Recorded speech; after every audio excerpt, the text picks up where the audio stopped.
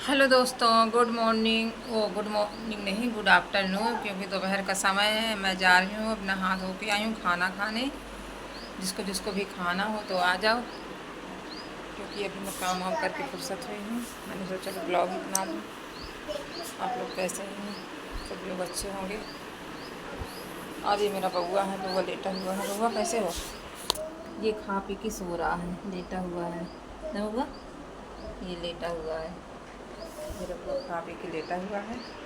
मैं इसको पहले नहला के धुला के बढ़िया साफ़ सुथरा करके इसको लेटा देती हूँ, खाना वाना खिला के।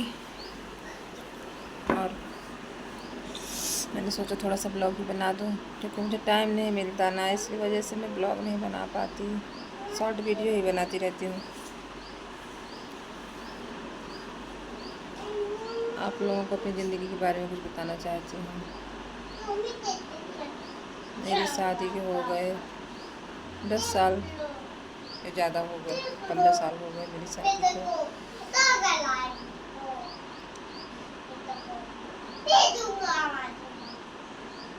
वो क्या हो गया, डर गए क्या? ये मेरा मयंक है। मयंक मेरा 8 साल का था तब एक्सीडेंट हो गया था मयंक का। एक्सीडेंट में इसकी मतलब जो माइंड में है ना, वो दिमाग में थक्का जम गया है खून का, और कहा नहीं। इस लड़की को मारना कुछ नहीं बना पाते।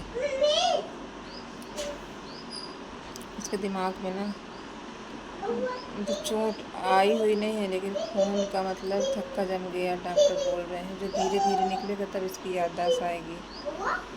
और मेरी एक लड़की थी, वो 10 साल की थी, तो एक्सपायर हो गई थी। उतने टाइम मेरा भाई भी एक्सपायर हो गया था।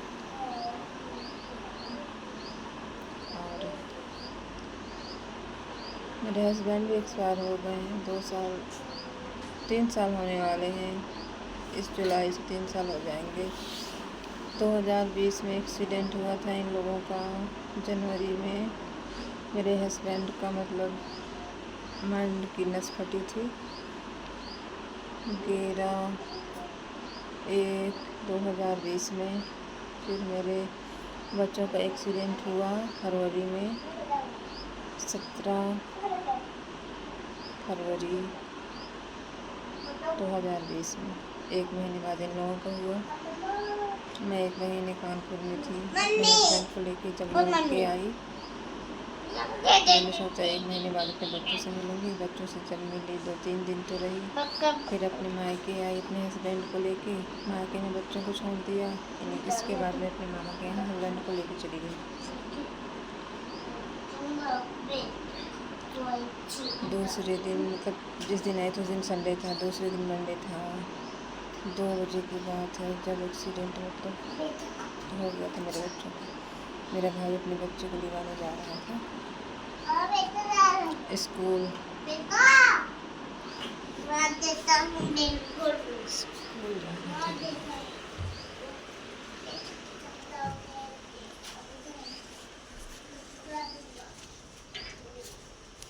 कहाँ से लगा है? उधर से दरवाजा लगा।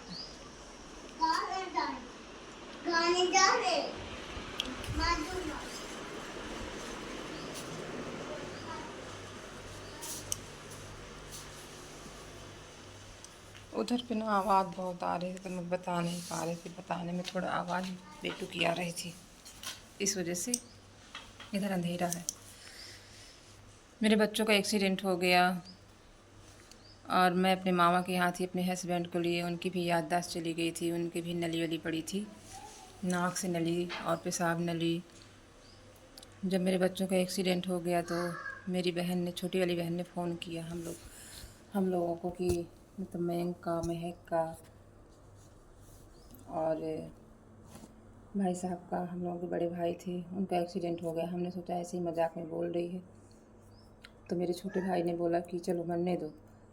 उसे क्या पता था कि मतलब सही में एक्सीडेंट हो गया है। जब उसने दोबारा फ़ोन किया कि सीरियस है वो लोग, तो फिर हम लोग उधर से भागे सब लोग।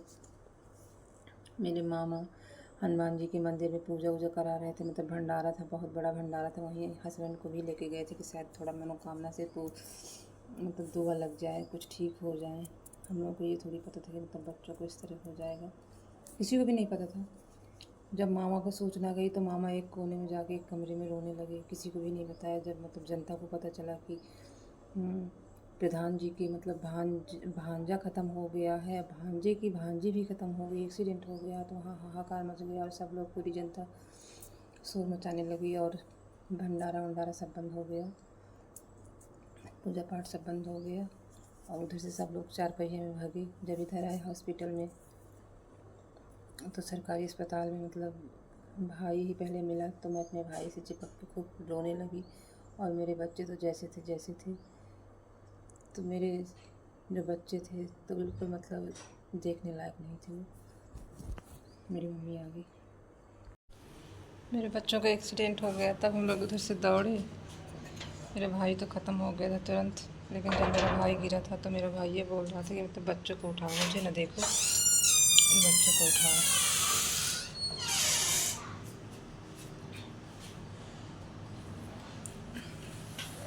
मेरी बच्ची भी नहीं बची, ना मेरा भाई बचा। कानपुर तक मेरी लड़की गई थी, हॉस्पिटल तक पहुंची, ख़त्म हो गई थी, सांस उसकी टूट गई थी। मेरा लड़का बच गया, लेकिन उसकी याददाश्त चली गई। 5 साल हो गए, अभी वो ठीक नहीं हुआ है, उसकी आवाज़ सब चली गई। मेरे बच्चे ऐसे पड़े थे। जब मैंने अपने बेटू को देखा, लड़की को, उसके पैर चूमे और कहा कि बेटू मम्मी आ गई है, तो वो थोड़ा मतलब सिसक के बोली, ऐसे आंखें करके कि ठीक है मम्मी। और हम लोग हॉस्पिटल से फिर अपने पति के पास मुझे भेज दिया गया। मेरी लड़की कानपुर में गई, एक एम्बुलेंस में मेरा भाई बैठा था और एक एम्बुलेंस में मेरी बहन बैठी थी, एक में लड़की थी, एक में लड़का था। तो इतना बड़ा परिवार था, कोई मतलब साथ में नहीं गया। और जिधर भाई ख़त्म हो गया था तो उसको भी देखना था, इस वजह से फिर उधर से लड़की जब ख़त्म हो गई, मुझे मामा के यहाँ भेज दिया गया। मेरा मतलब हस्बैंड पड़ा था, उसकी भी नली पड़ी थी, उसे कोई देखने वाला नहीं था। इधर ऐसी हालत थी कि मेरा लड़का इस तरह पड़ा था, लड़की इस तरह पड़ी थी। लड़कों के साथ में जा नहीं सकती थी, लोग बोलते थे कि कैसी माँ है ये, बच्चों के साथ नहीं जा रही है। मैं उन लोगों को क्या बताऊँ कि मेरा पति भी इसी हालत में पड़ा है, मैं किसको देखूँ, बच्चों को देखूँ कि आदमी को देखूँ। सही बात है, मैं अपने बच्चों के साथ जा नहीं पाई, मैं अपनी लड़की को नहीं बचा पाई। जब मेरी बेटू लौट के आई ना, तो ऐसे लग रही थी जैसे प्लास्टिक की गुड़िया।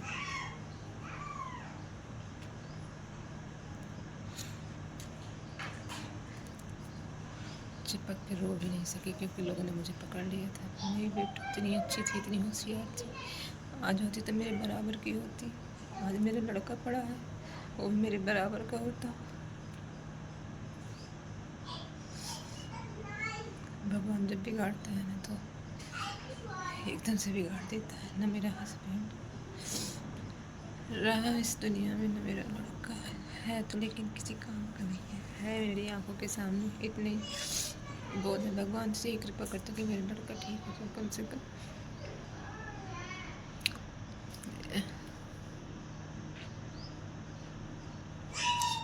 मेरी लड़की है, वो भी छोटी है। जब 6 दिन की थी तब मेरे हस्बैंड ख़त्म हो गए थे। 3 साल हो जाएंगे हस्बैंड ख़त्म हो गए। मेरे बउआ का एक्सीडेंट हो गया, 5 साल हो गए उसकी सेवा करते करते। कोई मतलब उस तरह नहीं, पहले तो बिल्कुल पत्थर हो गई थी आँखें, ना देखता था, ना बोलता था, ना सुनता था। अब तो उसे सुनाई दे रहा है, हंसता है, देखता है, खाने के लिए चिल्लाता है। हाँ, सिर्फ ये है कि उसकी याददाश्त नहीं आई, वो बैठ नहीं सकता, न चल सकता है। लेकिन भगवान से बोल रही हूँ कि भगवान जल्दी से मेरा बउआ ठीक हो जाए।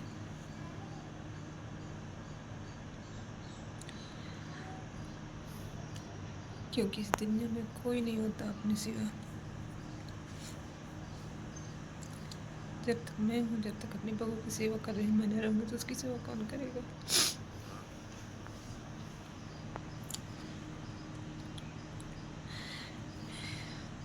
यही सोच सोच के मैं रह जाती हूँ।